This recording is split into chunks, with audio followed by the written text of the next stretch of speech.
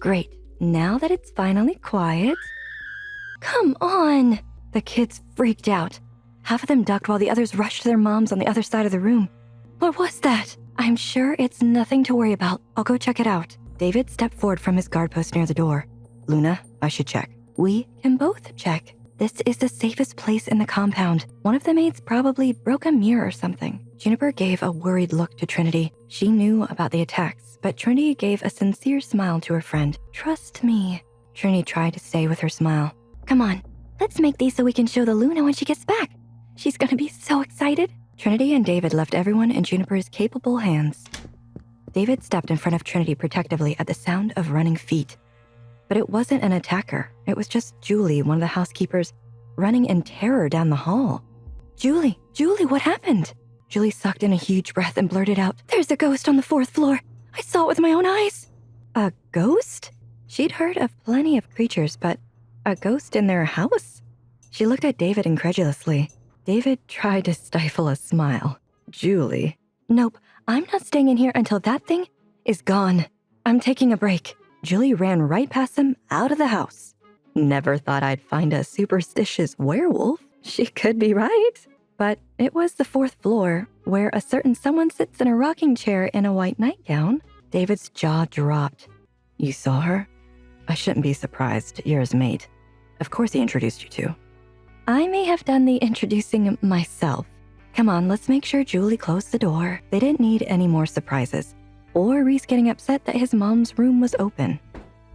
David and Trinity had just reached the 4th floor landing when she smelled Reece coming up the stairs behind them. What was that scream? Reece asked. Is everyone all right? David nodded nervously. Yes, Alpha, sir. Julie said she saw someone. The Luna and I were investigating. No one goes on this floor without my permission. What if the mothers followed you? What if they saw? Reece?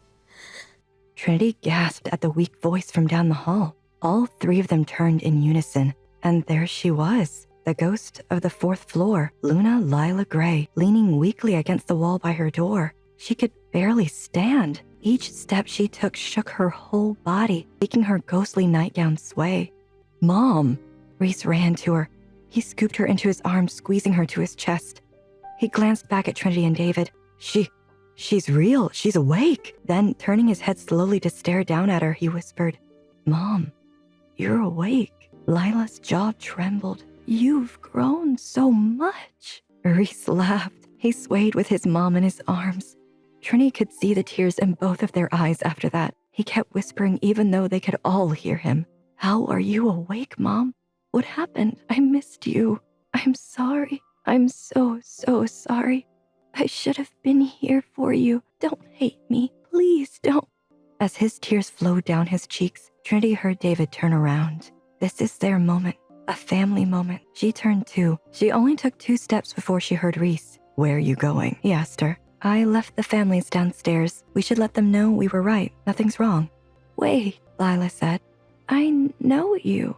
I've heard your voice. She must be confused. Oh, no ma'am, we've never met before. Lyla looked back at Reece. I thought I must be confused. I probably sound like someone else. Common girl, common voice. I'll leave you to it. Come on, David. Wow, 7 years. And now she wakes up. What changed? It couldn't have been me. One visitor wasn't enough to help a woman find her way back to this realm. But if it was, how would Reece handle that? After hiding her away for so long, if it only took one visitor who wanted to say hi, she shook the thought away. I guess we'll never know. The rest of the night flew by. Before she knew it, the families were gone and it was time for dinner. Trinity felt too exhausted to do anything else. Something about Lyla awakening drained her. Reece probably won't notice I skipped dinner. He'll be so happy that his mom's back. She should have known Reece's happiness would be short-lived. He stomped down to her room just after dinner started. She smelled him coming down the hallway before she heard him. Trinity rolled her eyes. What now? Open the door, he barked from the other side. Open it yourself, she snapped back. How could you possibly be angry with me right now? You're avoiding me again. He slammed the door shut. She sighed. You're going to break something, and I'm not avoiding you. I just wasn't hungry. He stalked closer to her. For once, she backed away instead of rising to the challenge.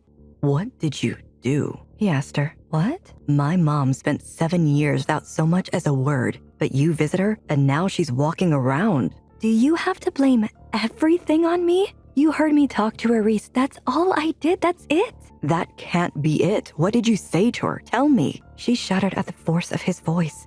I told her to come back. I said I wished she would come back because you needed her, and I needed someone too. I can't ask anyone else how to care for this pack or for you. She's the only one you love. I wanted her to come back for you.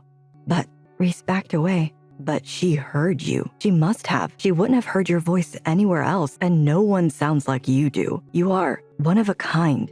It was the best compliment he'd ever said to her. I couldn't have done this, Reece. I don't have that power. I don't even have you. It doesn't make sense. His pain looked like hers when she thought of her own mother.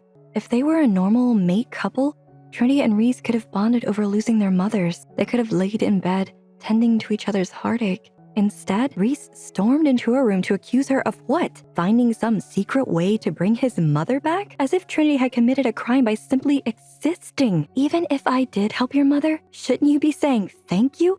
Not screaming at me? Why can't you treat me like a normal person? Reece didn't answer her. Reece, answer me. He stopped with his hand on the doorknob. I'm sorry. Sorry? For which part? He would never tell her. The real ghost in the house was the emptiness between them.